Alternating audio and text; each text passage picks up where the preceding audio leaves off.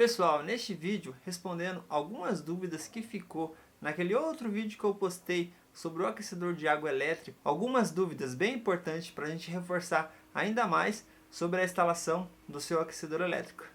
Bora pro vídeo. A primeira delas é sobre o redutor de pressão. Para você que não sabe o que é o redutor de pressão, é essa pecinha aqui, parece uma tampinha com um furinho no meio. É um item bem importante que você tem que se atentar bem se você vai precisar utilizar ou não. Esse aquecedor, ele serve para uma pressão de no máximo 20 MCA. Se você não sabe o que é MCA, é um jeito de você estar verificando qual pressão que você vai ter aí na sua casa. Porém, esse MCA, normalmente a gente só consegue ter noção dele quando a gente tem a caixa d'água. Para a água da rua diretamente é mais complicado. Esse aquecedor, ele não é indicado para você estar usando diretamente com a água da rua.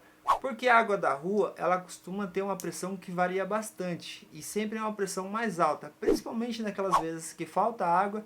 E quando a água volta, ela volta com a pressão bem alta e com uma variação grande. Existem outros modelos que não são tão mais caros assim. Vou deixar aí na descrição alguns modelos que suportam uma pressão de água maior. Mas assim, se você perceber que a sua pressão de água da rua não é muito alta, tem uns casos que a pressão da rua ela não é muito alta. Você pode estar utilizando esse aquecedor sem problemas. Porém, é importante que você utilize o redutor de pressão. Já nos casos que você instala numa ligação de água que vem da caixa d'água, que é o mais correto, o fabricante pede para que você utilize o redutor com pressões acima de 8 MCA. Aí já vem uma situação. Por exemplo, a pessoa mora num apartamento, mora no térreo, por exemplo, e a caixa d'água está uns 4, 5 andares acima. Logicamente, a pressão da água vai ser bem alta. Porém, a tubulação que vem lá da caixa até o seu apartamento, na entrada do seu apartamento tem um registro. E esse registro você consegue estar regulando a pressão dessa água. Ou seja, se tem uns 15 metros de coluna d'água, é só você reduzir a pressão nesse registro que você tem aí na sua casa. Aqui no meu caso, por exemplo, a pressão de água é bem forte, mas eu sempre utilizo o redutor de pressão. Porém, quando eu utilizo o redutor de pressão, normalmente a pressão fica bem baixa. E o que eu sempre faço? Eu fiz isso tanto no chuveiro quanto nos aquecedores.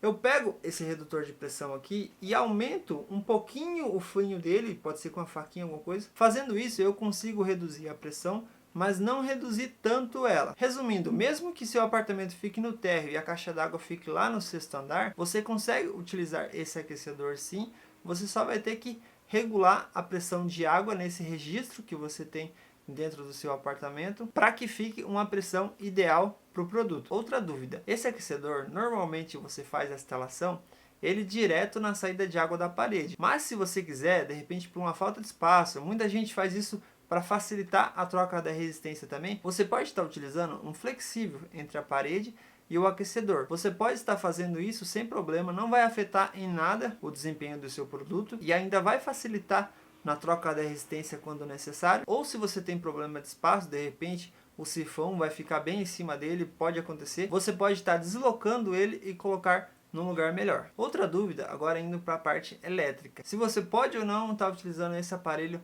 na tomada. Teoricamente você não pode, e eu vou te explicar por quê. Se a sua voltagem aí é 127 e você for comprar um de 5.500 watts, a amperagem que vai passar enquanto você está utilizando é de aproximadamente uns 43 amperes. E as tomadas que a gente normalmente utiliza em casa, isso falando das que suportam mais capacidade, elas suportam apenas 20 amperes. Aquelas tomadas que tem um pininho mais grosso, essas são de 20 amperes. Ou seja, se a tomada suporta no máximo 20 amperes, como é que você vai passar 43 amperes por ela? O que vai acontecer? Um alto aquecimento. Ah, mas tal pessoa fez assim e não deu problema e tá tudo certo. Beleza, que bom que não deu.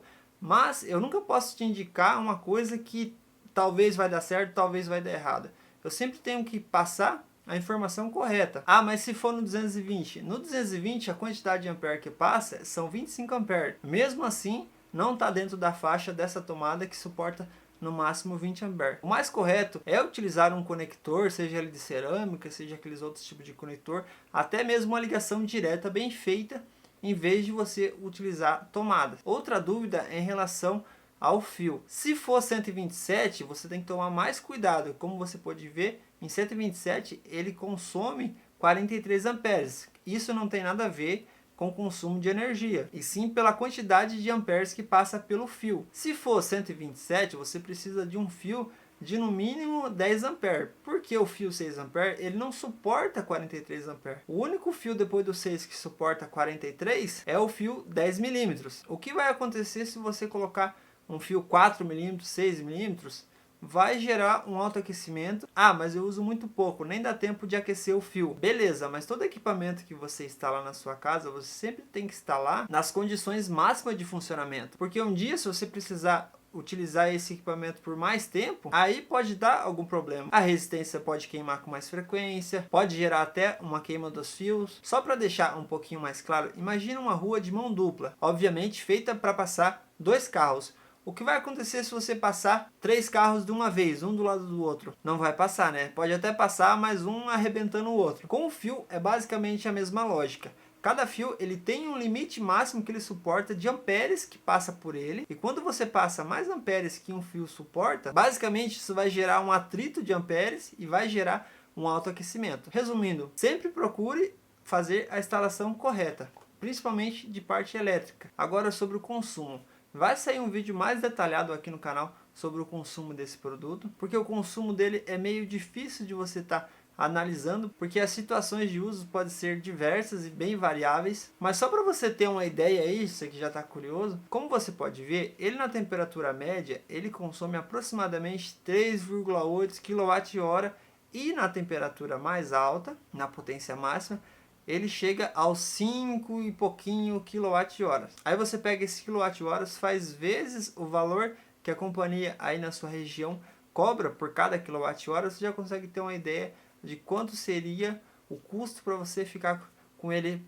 por 1 hora ligado. Aqui no apartamento a gente tem tanto ele na torneira do banheiro quanto na torneira da cozinha. Na torneira do banheiro a gente utiliza ele principalmente naqueles dias mais frios. Em dias comuns, dias mais quentes, a gente sempre deixa ele na temperatura média, mas não faz uso com muita frequência. A gente utiliza mais água gelada e tal. Usa de vez em quando de manhã, quando está mais friozinho. Essa é uma vantagem desses aquecedores, que você consegue estar utilizando somente quando você precisa. Já na cozinha, o uso é mais diverso. Você usa tanto para esquentar uma água mais rápido. Como aqui eu tenho fogão de indução, a gente não tem gás aqui. Então, eu pegando água quente já direto da torneira, vai acelerar ainda mais o processo de aquecimento da água. Ou seja, quando eu vou fazer um café, por exemplo, já pego a água quentinha ali, coloco no fogão, nem dá tempo de você colocar o pó ali no coador, porque é instantâneo o aquecimento. E utiliza para tirar a gordura, para vários usos ali na cozinha. Quem tem aquecedor sabe do que eu estou falando, é muito útil. Porém, a gente também utiliza com consciência, não é para,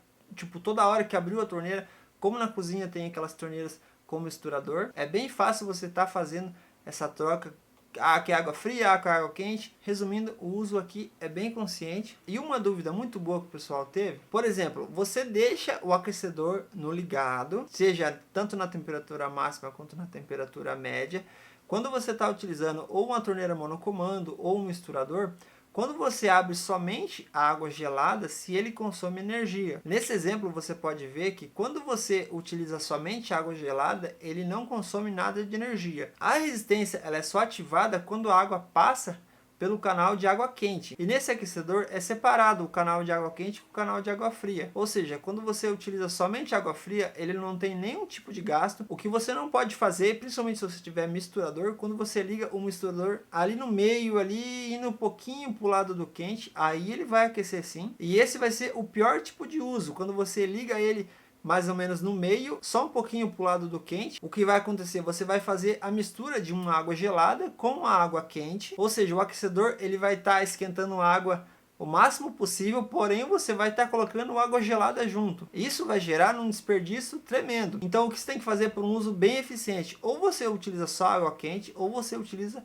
só água fria. Se você utilizar misturando as duas, com certeza é um grande desperdício de energia. Outra dúvida, para quem tem a saída de água acima da pia, normalmente quando você utiliza aquelas torneiras de parede. Para esses casos, não fica legal você estar utilizando esse tipo de aquecedor. Dá para adaptar sim, mas assim, não vai ficar uma coisa bonita e vai ficar bem suscetível à quebra também, porque você vai ficar mexendo direto, ligando, desligando, pode vir a danificar o produto. Nesse caso, o ideal é você estar utilizando aquelas torneiras que tem o aquecedor já integrado nelas. Esse aquecedor, o ideal é você colocar ele debaixo da bancada ou num lugar fixo que você vai sair com a saída de água para estar utilizando. Dá o exemplo daquela versão dele que vem com a duchinha. Isso é um bom exemplo de uso que você pode estar fazendo, não necessariamente tendo a duchinha. Você pode ter ele ali em algum lugar e sair com a mangueira de água para você estar utilizando em outro local. Outra dúvida, se dá para estar adaptando um filtro nesse aquecedor. Sim, se você fazer isso, inclusive fica bem interessante. Você está colocando um filtro na saída da água fria, ou seja, você conecta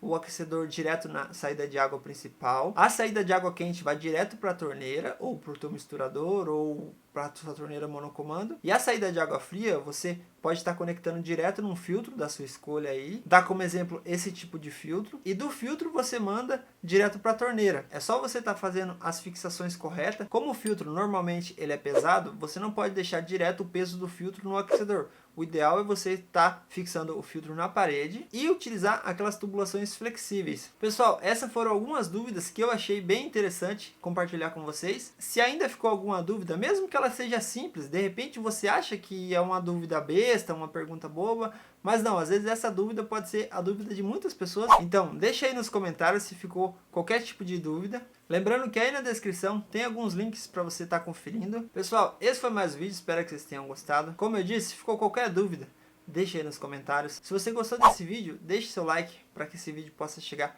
para mais pessoas. Aproveita também para assistir os outros vídeos do canal. Tem bastante conteúdo bacana, com certeza algum deles pode te ajudar. E caso você não é inscrito, aproveite também para se inscrever. Compartilhe esse vídeo para quem está querendo um aquecedor elétrico. Tanto esse quanto o outro vídeo que eu ensino passo a passo como você faz a instalação do teu aquecedor. Você vai ver que não é difícil. Como eu disse, muitas vezes a gente deixa de comprar certos produtos com medo da instalação. E esse foi mais um vídeo. Fico muito feliz em trazer esse tipo de conteúdo para vocês. E até o próximo vídeo. Tchau!